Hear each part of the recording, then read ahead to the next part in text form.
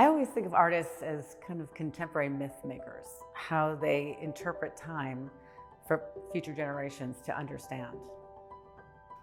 Is Aught is an exhibition about time where we've asked artists to reflect and interpret the past, present, and future. So as we were curating this exhibition, we were kind of entertaining ourselves in finding places to designate each of the artist's work to what was, meaning the time before the pandemic, the old normal, what is our present day living, and what we all did during the pandemic, and then finally what time ought to be from what we've learned and as we move forward. And I think Oli Watt is a perfect place to start. Now, Oli Watt is a Chicago-based artist who just prior to the pandemic spent a couple of weeks at the Roger Brown House in New Buffalo, Michigan. Roger Brown was a famous artist who lived on the north side of Chicago, close to where Oli lives now. Oli spent some time checking out Roger Brown's house, and within that house, full of eccentric oddities, were several very, very eccentric duck decoys. And that's where he took his inspiration for this particular project. I want to do 101 useless decoys from thinking about when I was a kid, we would read the joke books and it was always 101. Right. 101 jokes about this or that, which I never quite understood, but thought it was pretty funny. I was taking a lot of walks during 2020 because I couldn't do anything, and I'd be looking at the trash on the ground, and if I saw something like the wasp nest, I thought, well, that could be somehow incorporated into a form. This is Zach Bruder's work. He's a New York-based artist. A lot of his paintings take their cues from the folkloric or folk tales that a lot of us read when we were children. So this is really based in the was portion of our exhibition, using allegory and mnemonic devices to kind of trigger our memories of things that we thought of when we were reading things as a kid. Zach Bruder repurposes imagery from fairy tales. For example, when you open up the title page of an old book, there's often a little insignia. This piece by Amanda Ross Ho was part of the initial concept for the show.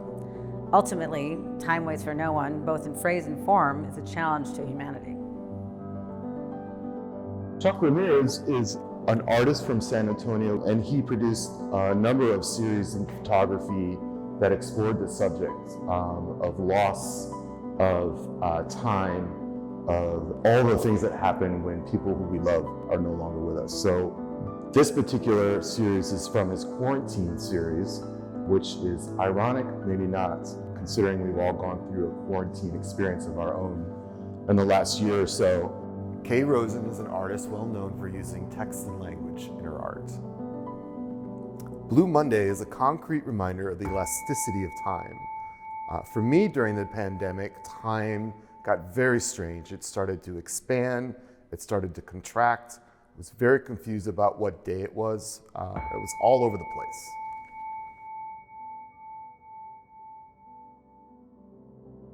These are two paintings from Whitney Bedford's Vedute series. The Vedute series has Whitney recreating a famous painting by a famous artist who uses landscape. So she'll reproduce a painting by that artist and then create one of her well-known iconographic images on top that usually takes the form of one of her landscapes, a desert landscape. She's a Los Angeles-based artist. Curatorially, I especially love the pairing of these two works by Lindberg and Stephen Eichhorn. Stephen Eichhorn's contribution to the exhibition is a meticulously cut out collage work that consists of flowering desert plants arranged on a striking electric orange panel. Entitled Deja Vu, Never Ending, the piece takes on potent additional meaning, the flux of time, the caretaking of a species, and the essential communal embrace of life. Anne says of her own work, Temperatures is a sequence of drawings that each contain a horizontal marker flanked by a passage of hot gradient color. Time is turbulent and always being redefined. With increasing temperatures, colossal weather events, and economic inequities worldwide, we must change our relationship to time. This is an installation and a work by Diana Guerrero-Maciá. She had created a whole body of work that was the first show that came up to question after shutdown. So she had been working for many, many months to create this whole new body of work. And we questioned, okay, should we still do the show? People can't really come here. And we decided, well, screw it, we're gonna do it. So we mounted the whole exhibition, lit it, and no one came. Except Diana on the last day of the show, where we just kind of took it in, and we for a moment both felt a little bit of sadness that all this effort had not been seen in person. The next page of this story is that she submitted this exhibition's body of work to the Guggenheim, which is obviously a very prestigious fellowship. And from that exhibition and the images that we took, she got it, which was very, very exciting. These are two pieces from, this is The Perfect Day and this is Drunkard's Path. The Perfect Day kind of was sort of a way of redressing ideas of abstraction, color field painting, Washington Color School, thinking about the way in which abstraction can be embedded with coded language, and creating a series of works that expanded post-painterly abstraction using textiles. Time in terms of slow craft and slow studio practice is certainly something that I do think a lot about. Antonia Contro's sculpture and sound works investigate the utility of time while looking forwards and backwards with a poetic intimacy. The three works by Contro in this exhibition are Sonic, Sculptural, and Play with Light, Another Breath, Existential Pursuit, and Ad Infinitum. Scott Stack is an artist using kind of hard line and soft line abstraction.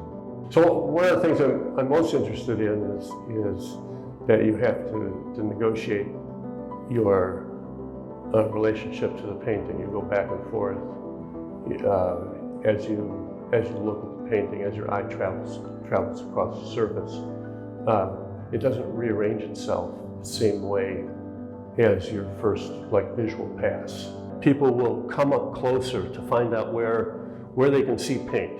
So it's reading as an image, but people are always interested in the materiality of it, and they'll come up, and look into it.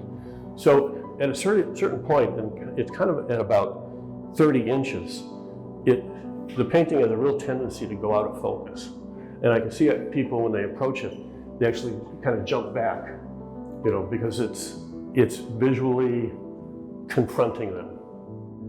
Okay, this is a artwork by an artist named Agustina Woodgate.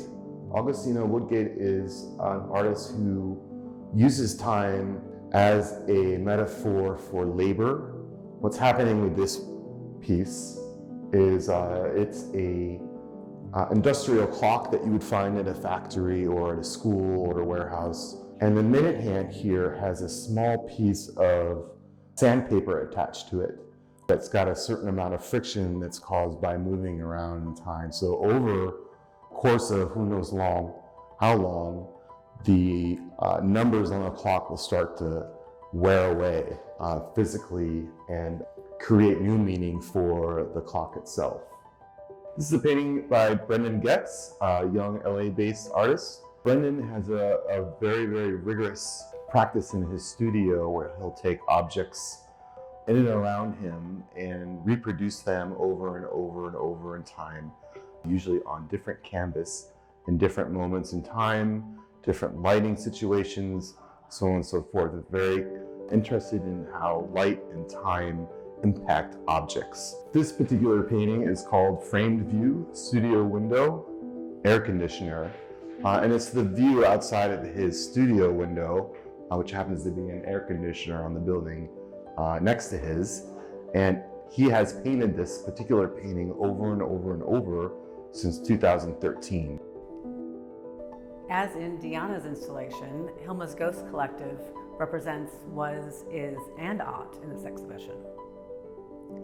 Initially, Danielle Tegerer was inspired by the Hilma off Clint exhibition at the Guggenheim, which introduced the world to the female artists back in the 1900s that precursed Kandinsky and others in terms of abstraction. She then enlisted another artist and writer, Charmise Ray, to create the collaborative Hilma's Ghost. This collective produced Abstract Futures Tarot Project, which debuted at the Armory Fair in New York in September 2021. The was-is aunt of this project represents the historical importance of a forgotten artist, all the way to a tarot reader's prediction of the future.